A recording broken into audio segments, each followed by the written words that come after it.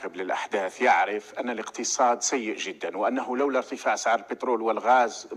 خاصة بعد الغزو الروسي لأوكرانيا لكانت الأوضاع أسوأ بكثير، وأن البلاد كلها تعتمد الآن على ما يأتي من بترول وغاز، أن شركات أغلقت بالآلاف،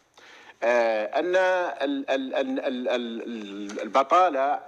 زادت بمئات الآلاف حتى لا نقول بالملايين في هذه السنتين الأخيرتين مع طفرة النفط ومع ارتفاع أسعار النفط والغاز. نعم، أن الرشوة لم تعد فقط كما كانت على مستوى إغراق البلاد، بل أصبحت سياسة كاملة للنظام القائم. أن تحكم العسكري وتحكم الجنرالات في الوضع ووضع تبون كواجهة لم يسبق للعسكر أن وصلوا إلى هذا الحد، يعني في فترات معينة كان يأتي مثلا بوتفليقة جاء وخفف إلى حد ما، صحيح بقى هو الواجهة وشريك في الحكم، لكن الآن تبون